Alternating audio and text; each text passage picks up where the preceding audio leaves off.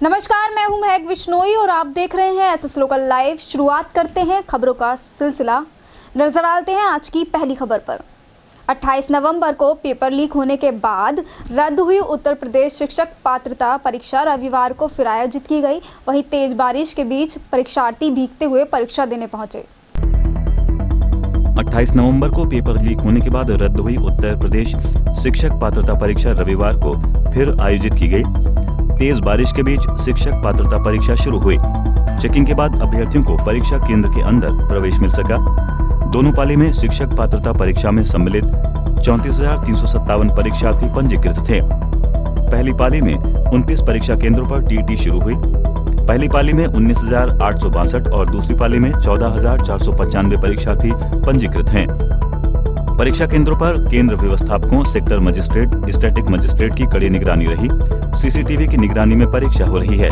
नवंबर में TET paper leak होने के कारण रद्द हो गई थी।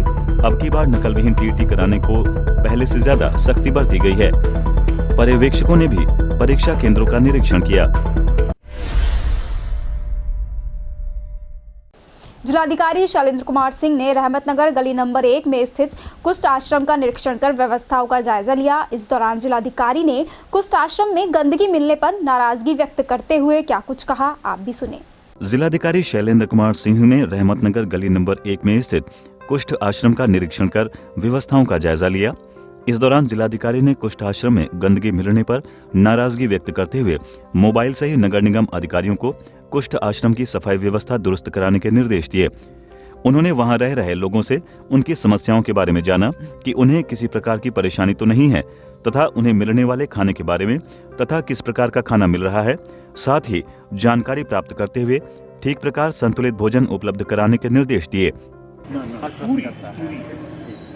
ये सामान खाने पीने का कोई मेनू बना हुआ है इनका कि क्या खाएंगे? नहीं, मेनू नहीं, वो जो आदमियों की इच्छा होती है सब्जी आती है खाने के बाद वो सब साफ कराता है। ये जगह है, कितनी जगह होती है नगर आई कितनी जगह होती है। और वो कुष्ठ आश्रम में शौचालय की स्थिति खराब होने पर जिलाधिकारी ने यहां पर एक शौचालय का और निर्माण कराने के निर्देश दिए। इस दौरान कुष्ठ आश्रम में रह रहे लोगों को जिलाधिकारी ने कड़ाके की ठंड से बचाव हेतु कंबल वितरण किया और फलों का भी वितरण किया। इस अवसर पर एसएचओ कटघर को जिलाधिकारी ने निर्देशित किया कि वो कुष्ठ आश्रम पर समय समय पर गश्त करते रहें ताकि यहाँ की जगह एवं लोग सुरक्षित रहें तथा यहाँ पर किसी प्रकार की इन लोगों को परेशानी न हो।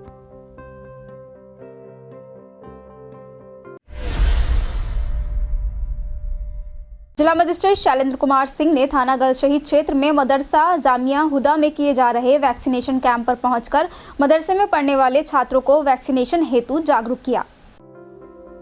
जिला मजिस्ट्रेट शैलेंद्र कुमार सिंह ने थाना गल शहीद क्षेत्र में मदरसा जामिया हुदा में किए जा रहे वैक्सीनेशन कैंप पर पहुंचकर मदरसे में पढ़ने वाले छात्रों को वैक्सीनेशन हेतु जागरूक किया। छात्रों से वैक्सीनेशन किए जाने के संबंध में जानकारी प्राप्त की तो काफी छात्रों ने बताया कि उनके द्वारा वैक्सीनेशन करा लिया गया है। इस पर जिलाधिकारी ने कहा कि जिन छात्रों का वैक्सीनेशन नहीं हुआ है वो कोविड वैक्सीनेशन अवश्य करा लें। वैक्सीनेशन हेतु कैंप लगा हुआ है। उन्होंने मदरसे के छात्रों से कहा कि दीनी तालीम के साथ साथ अन्य तालीम भी हासिल करें। जिलाधिकारी ने मदरसे के उलेमाओं से भी वैक्सीनेशन के संबंध में वार्ता करते हुए कहा कि वो भी लोगों में वैक्सीनेशन के प्रति जागरूकता लाकर वैक्सीनेशन में अपना सक्रिय सहयोग प्रदान करें ताकि 100% लोगों का वैक्सीनेशन किया जा सके। किसके पास स्मार्टफोन नहीं, फोन किसके पास नहीं है? सबके पास होगा तो शायद एक आध लोग होंगे जिनके पास हमें समय के साथ अगर हम नहीं चलेंगे तो कहीं कहीं हम दौड़ से पीछे रह जाएंगे। दौड़ वाले अंधी दौड़ की हम बात नहीं कर रहे, वे वो दौड़ आगे प्रगति के साथ हमको चलना है। जैसे वैक्सीनेशन दवा हमने लगता है ये तो हमारे पूरे सरकारी कर्मचारी फायदा क्या मिला। जब पंचायत के चुनाव हो रहे तो बड़े पैमाने पर लोग प्रभावित हुए और आप लोगों ने भी देखा होगा क्या हॉस्पिटल में एडमिट कराने के। उन्होंने बताया कि वैक्सीनेशन कराने से व्यक्ति पूरी तरह से सुरक्षित हो जाता है, इसलिए कोविड पर विजय पाने के लिए वैक्सीनेशन अति आवश्यक है। इस अवसर पर नायब शहर इमाम, चिकित्सक, एसएचओ गल शहीद, स्वास्थ्य विभाग के टीकाकरण की टीम के सदस्य उपस्थित रहे।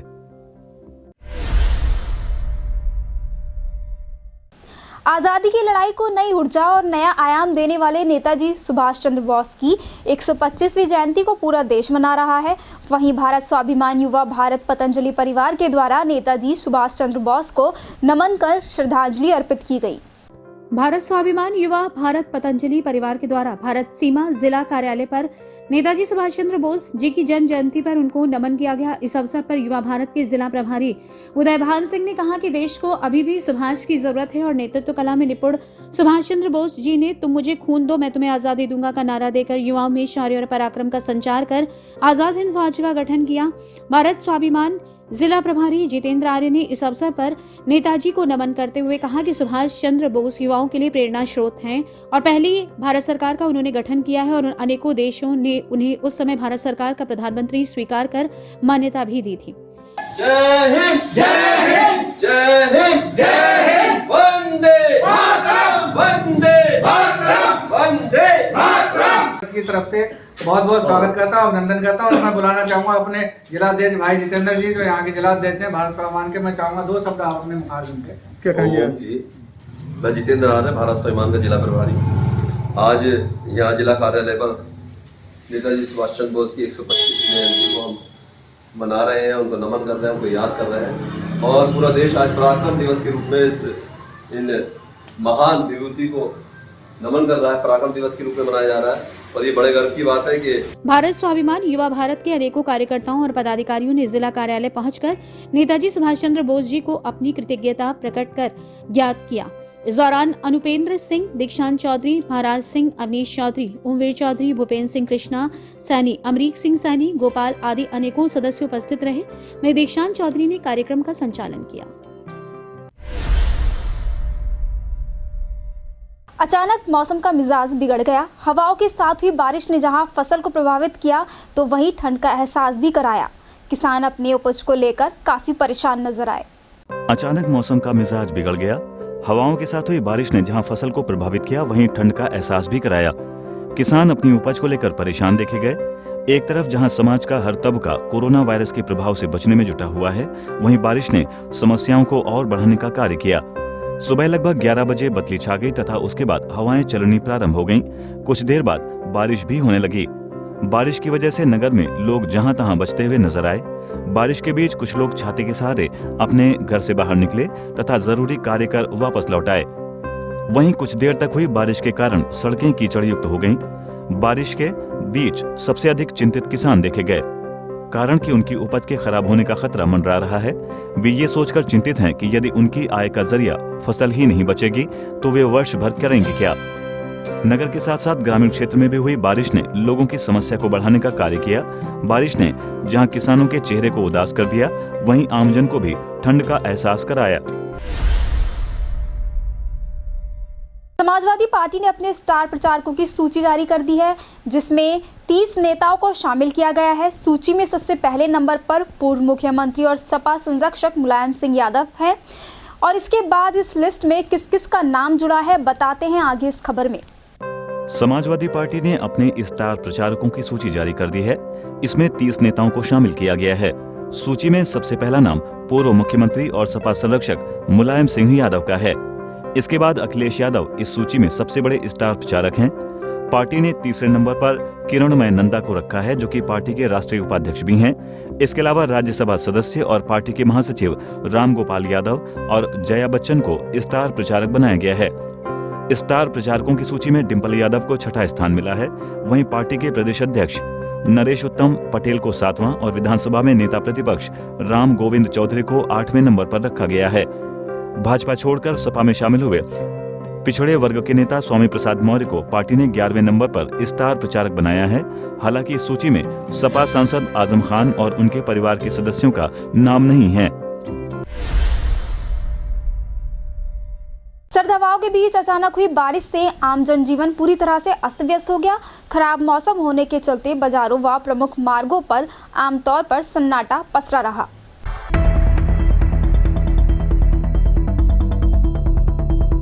सर्द हवा के बीच अचानक हुई बारिश से आम जनजीवन पूरी तरह से अस्त व्यस्त हो गया। खराब मौसम होने के चलते बाजारों व प्रमुख मार्गों पर आमतौर पर सन्नाटा पसरा रहा। ग्रामीण क्षेत्र के लोग खराब मौसम के चलते जिला मुख्यालय व प्रमुख बाजारों का रुख नहीं कर सके। गलन भरी ठंड से बचने के लिए लोग जगह जगह अलाव का सहारा लेते दिखे। लगभग पूरे दिन लोग घरों व प्रतिष्ठानों में दुबके रहे। इस बीच हवा के साथ हुई बारिश ने किसानों की चिंता बढ़ा दी। दरअसल हवा के साथ बरसात होने से एक तरफ जहां फूल वाली फसलों के फूल गिरने लगे, वहीं पाला पड़ने लगा। उधर बारिश से जिले के कई क्षेत्रों में विद्युत आपूर्ति भी चरमरा गई। जिले में गलन भरी ठंड लगातार जारी है। दिन प्रतिदिन रात के साथ दिन के तापमान में तेजी से गिरावट हो रही है। जिले के कुछ क्षेत्रों में तेज बारिश तो कहीं बूंदाबांदी हुई। इससे आम जनजीवन पूरी तरह से अस्त व्यस्त हो गया। खराब मौसम के चलते ग्रामीण क्षेत्र के लोग बाजारों की तरफ रुख नहीं कर सके। नतीजा ये रहा कि जिला मुख्यालय से लेकर जिले की अन्य छोटी बड़ी बाजारों में आमतौर पर पूरी तरह से सन्नाटा पसरा रहा। दुकानदार ऐसे में अपनी दुकान के सामने अलाव के सामने बैठकर ठंड से बचने का प्रयास करते दिखे। लगातार पड़ रहे घने कोहरे व बारिश और सर्द हवा ने किसानों की चिंता बढ़ा दी है। विधानसभा चुनाव को लेकर पुलिस प्रशासन पूरी तरह अलर्ट नजर आ रहा है। वरिष्ठ पुलिस अधीक्षक मुरादाबाद के निर्देशन में थाना मुगलपुरा पुलिस ने फ्लैग मार्च किया।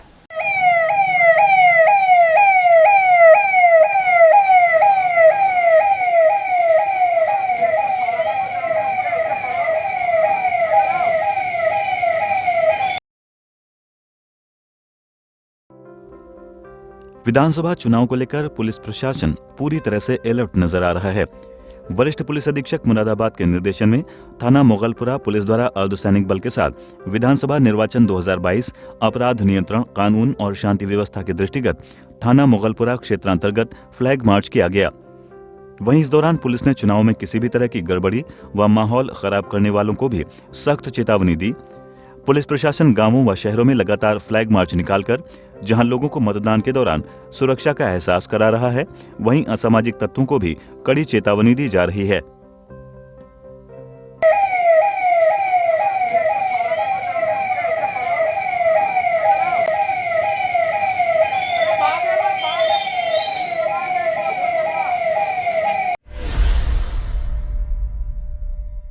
बिजनौर में विभिन्न परीक्षा केंद्रों पर चल रही परीक्षा को लेकर सुरक्षा व्यवस्था का एसपी डॉक्टर प्रवीण रंजन सिंह ने जायजा लिया और ड्यूटी पर तैनात संबंधित अधिकारियों को आवश्यक दिशा निर्देश दिए। बारिश के बीच आज रविवार को यूपी टीईटी के लिए बड़ी संख्या में छात्र और छात्राएं परीक्षा केंद्रों पर पहुंचे। वहीं बारिश के कारण परीक्षार्थियों को कई परेशानियों का सामना करना पड़ा। दरअसल आपको बता दें, जनपद बिजनौर के किसान इंटर कॉलेज और अन्य परीक्षा केंद्रों पर चल रही टीईटी की परीक्षा का SP city doctor Praveen Ranjan Singh द्वारा परीक्षा पारदर्शी कराने के उद्देश्य से सुरक्षा व्यवस्था का जायजा लिया गया और ड्यूटी पर तैनात पुलिस बल व परीक्षार्थियों को कोविड-19 गाइडलाइन व परीक्षा से संबंधित सभी गाइडलाइंस का 100% अनुपालन करने के भी दिशा निर्देश दिए। जनपद में कई जगह परीक्षा केंद्रों पर परीक्षा चल रही है। हालांकि बेतहाशा बारिश के कारण कुछ परीक्षार्थियों को अंदर प्रवेश करने से मना कर दिया गया, जिससे परीक्षार्थी फूट फूट कर रोने लगे।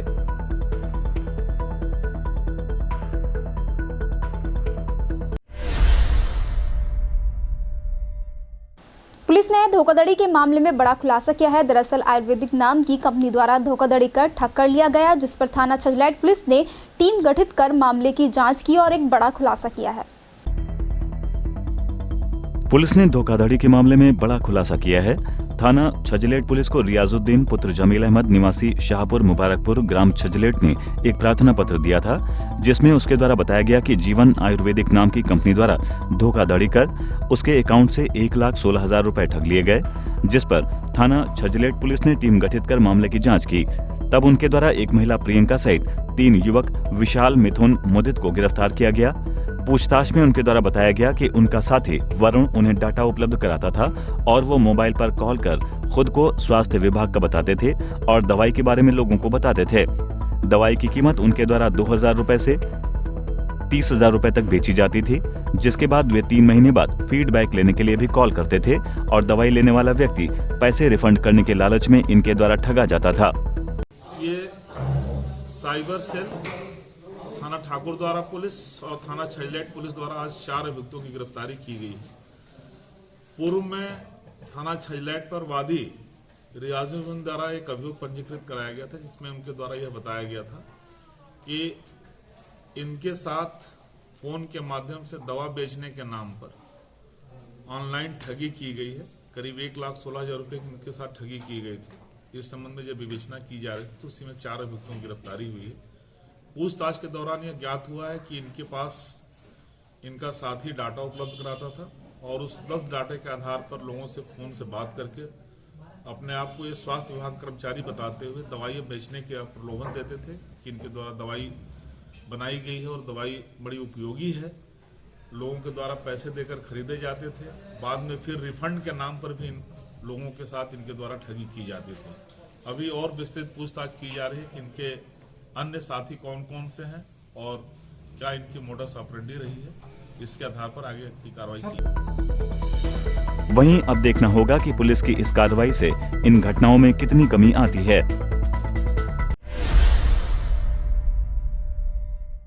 किसी खास दिन या त्योहार पर गरीबों को दान करने वाले बहुत हैं। रोजाना जरूरतमंद को खाना खिलाने वाले बहुत कम लोग होते हैं। ऐसे ही एक दयावान है सीता रसोई, जो शहर में घूम घूम कर गरीबों को भोजन बांटती है। हरे राम राम राम हरे हरे हरे राम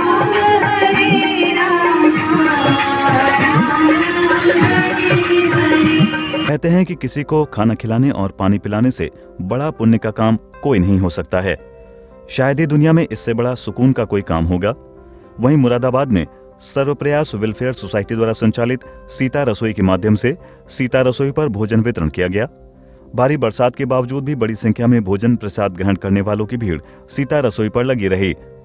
आज का भोजन वितरण सौरभ शंखधार और अनीता शंखधार ने अपने वैवाहिक वर्षगांठ के उपलक्ष्य में करवाया। इसी के साथ साथ आराध्या अग्रवाल ने अपने जन्मदिन के शुभ अवसर पर केक और पेस्ट्री का भी वितरण किया। सीता रसोई पर भोजन वितरण सेवा देने वालों में विशेष आमंत्रण पर पधारे कौशल किशोर तिवारी, भाई सुनील शर्मा, राजेंद्र मंगला, जूही माथुर, सुप्रीत सिंह, सुधांशु कौशिक, धीरज गुप्ता, छाया गुप्ता, संजीव शर्मा सहित सीता रसोई परिवार के सभी भाई बहन सेवा के लिए तत्पर दिखाई दिए। कार्यक्रम है यहाँ पर सीता रसोई प्रायोजित की जा रही है। ये सीता रसोई विगत 3 वर्षों से 2019 से निरंतर चल रही है और इनका जो उद्देश्य है सीता रसोई का यही है कि अभावग्रस्त भाई बहनों के हेतु निःशुल्क भोजन की व्यवस्था कराई जा रही है। और आज हमारे भतीजे सौरभ शंखधार जी की वैवाहिक वर्षगांठ है और भतीजा है आराध्या, उसका जन्मदिन है। दोनों के माध्यम से आज यहाँ पर जो है राजमा चावल और पेस्ट्री का वितरण किया जा रहा है। ऐसे हम लोग किसी न किसी माध्यम से सामाजिक सहयोग से, महानगर वासियों के सहयोग से, सभी लोगों के सहयोग से सीता रसोई संचालित की जा रही है और दिन प्रतिदिन हम ज़्यादा से ज़्यादा लोगों को भोजन करवाने में सक्षम हो रहे हैं और आगे भी उम्मीद यही है कि सभी लोगों का सहयोग मिलेगा तो ये रसोई निरंतर आगे चलती रहेगी। सीता रसोई कितने वर्ष से गरीबों और असहाय लोगों को पेट भराने का 29 जनवरी 2019 को इसकी स्थापना हुई थी सीता रसोई की और जब से आज तक ये निरंतर जो है अपनी सेवा दे रही है। इस दौरान व्यवस्था बनाने में सुधांशु कौशिक, अनिल सक्सेना ने भारी बरसात के बावजूद भी अपनी जिम्मेदारी बखूबी निभाई और आए हुए अतिथियों का स्वागत उदयबान सिंह ने किया।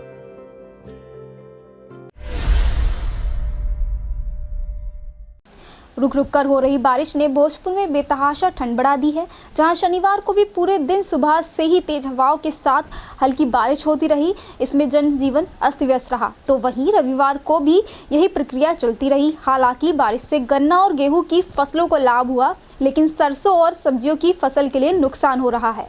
रुक रुक कर हो रही बारिश ने बेतहाशा ठंड बढ़ा दी है। शनिवार को सुबह से ही हल्की बारिश होनी शुरू हो गई, जिससे पूरा जनजीवन अस्त व्यस्त रहा। यही प्रक्रिया रविवार को भी चलती रही। हल्की बारिश और हवा के साथ बारिश होने से गेहूं और गन्ने की फसल के लिए तो थोड़ा फ़ायदा है, लेकिन मटर और आलू सहित सरसों की फसल में भारी मात्रा में नुकसान हो रहा है, जिससे किसानों के माथे पर एक चिंता की लकीरें खिंची हुई हैं। रविवार को सुबह से ही तेज हवाओं के साथ बारिश शुरू हो गई। इससे पूरे दिन भोजपुर के बाजार सूने पड़े रहे। दुकानों पर खरीदारों की भीड़ दिखाई नहीं दी, तो वहीं बारिश के कारण सड़कों पर वाहनों की कमी दिखाई दी। लोग मास्क लेकर लगाकर जरूरी कार्यों से ही अपने अपने घरों से बाहर निकले। इधर हवा के साथ बारिश होने से भी ठंड बढ़ गई है, जिससे बच्चों और वृद्धों को खासी परेशानी हुई। काफी टाइम से बहुत हो रही है, सारी यहाँ फसल मारी जा रही है। अच्छा, किस किस फसल को नुकसान है ज़्यादा? गेहूँ को नुकसान है और मटर को नुकसान है साहब। तो फायदा किन किन फसलों को है? फायदा इस फसल से फायदा किस चीज़ को आज बारिश से? क्या गेहूँ को और ईख को फायदा नहीं है? गेहूँ को और ईख को क्या फायदा है? गेहूँ में पीला पड़ जाएगा, ज़्यादा बारिश हो जाएगी तो वो भी मारे में चला जाएगा, ऐसा मान लो। अच्छा, अभी ज़्यादा बारिश नहीं हुई है? ना, बारिश ज़्यादा हो रही है। कब से हो रही है लगातार बारिश? ये हो रही है पिछले 10 दिन से। और ठंड कैसी हो रही है? ठंड तो भाई कसूती हो रही है। वहीं किसानों का कहना है कि इस समय बारिश गन्ने और गेहूं की फसलों के लिए लाभकारी है, लेकिन सरसों और सब्जियों की फसल के लिए नुकसान है। गीली मिट्टी होने के कारण आलू की खुदाई भी नहीं हो पाती, इसी कारण सब्जियों के दाम बढ़ने लगते हैं। वहीं अब देखना ये भी होगा कि कब जाकर मौसम ठीक होता है और लोगों को फिर से धूप के दर्शन हो पाते हैं।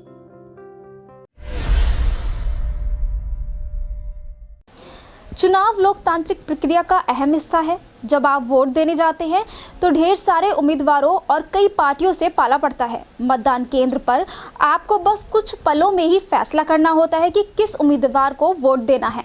वहीं मतदान को लेकर शहर में कुछ समाज सेवियों ने जागरूकता अभियान चलाया।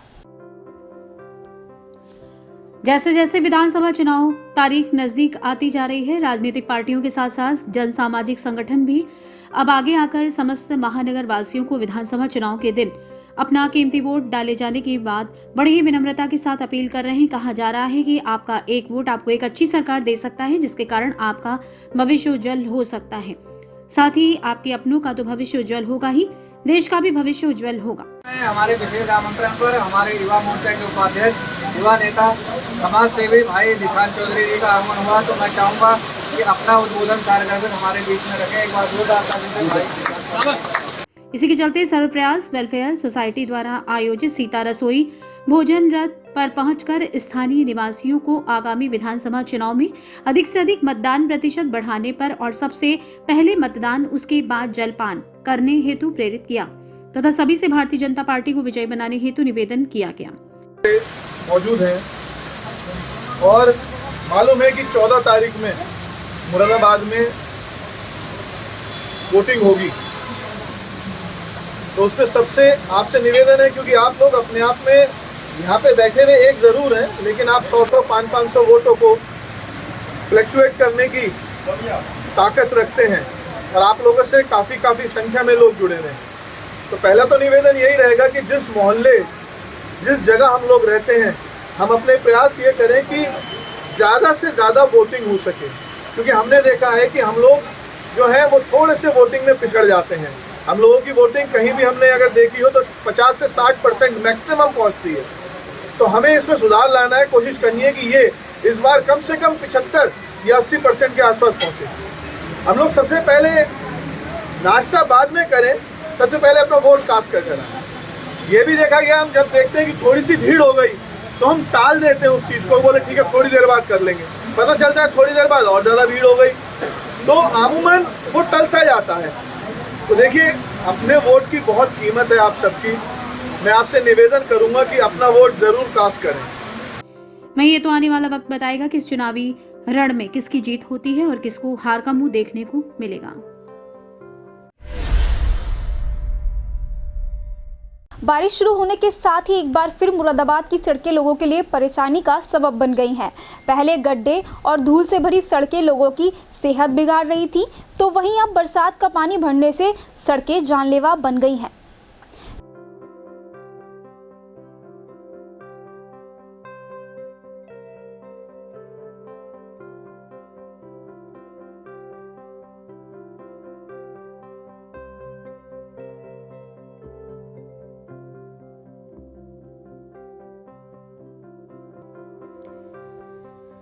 आप देख सकते हैं कि इस मुख्य मार्ग पर किस कदर गड्ढे हैं। हालत और भी तब गंभीर हो जाती है जब बरसात होती है। देखिए कि प्रभात मार्केट से महाराणा प्रताप सिंह चौक तक सड़कों का बुरा हाल है। इस मार्ग पर सड़क में गड्ढे नहीं, गड्ढों में सड़क ढूंढनी पड़ती है। आपको बता दें कि कड़ाके की ठंड, ऊपर से बर्फीली हवाएं, इसी के साथ लगातार पड़ रही मूसलाधार बारिश ने तो आम नागरिक का जनजीवन अस्त व्यस्त कर ही दिया है। वहीं स्मार्ट सिटी मुरादाबाद की गड्ढे युक्त सड़कें लोगों के लिए मुसीबत का सबब बन चुकी हैं। सड़क पर चलने वाले हर वाहन चालक को और पैदल चलने वाले राहगीरों को खासी परेशानियों का सामना करना पड़ता है। कई बार यही गड्ढे बड़े बड़े हादसों का कारण बन सकते हैं। वहीं बड़ा सवाल ये है कि अगर स्मार्ट सिटी कहलाने वाले मुरादाबाद के मुख्य मार्ग प्रतिदिन क्षेत्रीय नागरिकों के साथ साथ बाहरी शहर के हजारों की संख्या में वाहन और नागरिक गुजरते हैं, तो उन्हीं सड़कों पर प्रशासनिक पदाधिकारियों का आवागमन भी होता है। बावजूद इसके इस ओर कोई ध्यान नहीं दिया गया। अनिल कुमार महानगर वासी संबंधित विभाग के जिम्मेदार पदाधिकारियों को इस गड्ढे युक्त सड़क की मरम्मत कराने के लिए अवगत करा चुके हैं। बावजूद अभी तक सड़क को बनवाना तो दूर, उनके गड्ढे तक नहीं भरे गए। वहीं सबसे ज्यादा परेशानी रेलवे स्टेशन के सामने पारकर रोड के मोड़ पर और डबल फाटक पुल के नीचे देखने को मिलती है। साथ ही अब देखना यह भी होगा कि इसके जिम्मेदार अधिकारी सड़क का निर्माण कब तक कराते हैं या यूं ही महानगर वासियों को परेशानियों के साथ सफर करना होगा।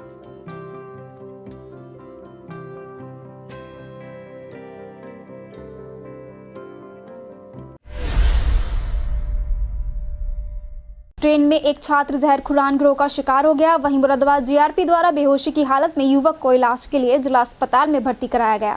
ट्रेन में एक छात्र जहर खुरानी गिरोह का शिकार हो गया। वहीं मुरादाबाद जीआरपी द्वारा बेहोशी की हालत में युवक को इलाज के लिए जिला अस्पताल में भर्ती कराया गया था। होश में आने पर उसने अपना नाम आदित्य भास्कर, पता खुशीनगर का बताया और घर का नंबर स्टाफ को दिया। जिला अस्पताल के स्टाफ की सूचना मिलते ही दिल्ली से उसके दोस्त व परिवार वाले जिला अस्पताल पहुंच गए थे और आदित्य को साथ दिल्ली ले गए। वहीं पीड़ित आदित्य ने बताया कि उसे चाय में किसी ने नशीला पदार्थ पिला दिया था, जिससे वो बेहोश हो गया। उसने बताया लुधियाना से 2 स्टेशन के बाद उसे कुछ याद नहीं है। साथ ही जहर खुरान गिरोह युवक का सभी सामान नकदी लूट कर ले गए। उसने बताया कि मोबाइल फोन जेब में रखा होने के कारण बच गया है। पढ़ते हैं। कौन सी क्लास में पढ़ते हैं? 11th में। कहाँ जा रहे थे आप? गोरखपुर जा रहे थे। कहाँ से जा रहे थे? लुधियाना से। लुधियाना से गोरखपुर जा रहे थे ट्रेन द्वारा? कैसे जा रहे थे? ट्रेन से जा रहे थे। ट्रेन से जा रहे थे। तो क्या हुआ रास्ते में, बीच में क्या हुआ? पता नहीं, मैंने एक चाय पी, उसके बाद मुझे उसके आगे कुछ याद नहीं है। कहाँ के बाद आप बेहोश हुए हैं? अब लुधियाना के 2 स्टेशन या 1 स्टेशन बाद। सवाल उठता है कि आखिर क्या पुलिस इस मामले को लेकर कार्रवाई करेगी और कब जाकर जहर खुरानी गिरोह का भंडाफोड़ हो पाता है। दबंगों की दबंगई बढ़ती जा रही है। आए दिन मारपीट करने के मामले सामने आना एक आम सी बात हो चली है। वहीं युवक को दबंगों ने जमकर पीटा। दबंगों का कहर लगातार बढ़ता जा रहा है, जिसको देखकर अनुमान लगाया जा सकता है कि उनमें पुलिस को लेकर कोई खौफ नहीं है। कुछ ऐसा ही मामला उस वक्त सामने आया जब मुरादाबाद थाना सिविल लाइन के इलाके हिमगिरी हड्डी मिल के पास किसी बात को लेकर हुए विवाद में कुछ युवकों ने एक युवक को मारपीट कर घायल कर दिया। बताया जाता है कि हिड्डी मिल कॉलोनी निवासी युवक इकरार का परवेज अमान से किसी बात को लेकर झगड़ा हो गया था। जाति सूचक शब्दों को लेकर हुए इस झगड़े में इकरार को हमलावरों ने लोहे के एंगल से बुरी तरीके से मारपीट कर घायल कर दिया। सर मैं उससे बात करने को गया था सर, तो इतने में उसके साथ के बंदों ने मेरे पे एंगल थी लोहे की और सरिये थे, वो बेल्टों से मुझ पर बाहर करा गया। कहाँ की घटना है सर? ये है हड़तले में हिमगिरी के पास। कितने लोग थे? मारने वालों के नाम क्या है? सर एक का नाम परवेश है, बाकी का सर मुझे नहीं पता। उसके साथ के बंदे। मारा क्या तुम्हारे? सर एंगल मारी है सर, एंगल बेल्ट सरिये थे। ठीक। फिलहाल घायल युवक इकरार का पुलिस ने मेडिकल परीक्षण कराकर हमलावरों के खिलाफ कार्रवाई शुरू कर दी है।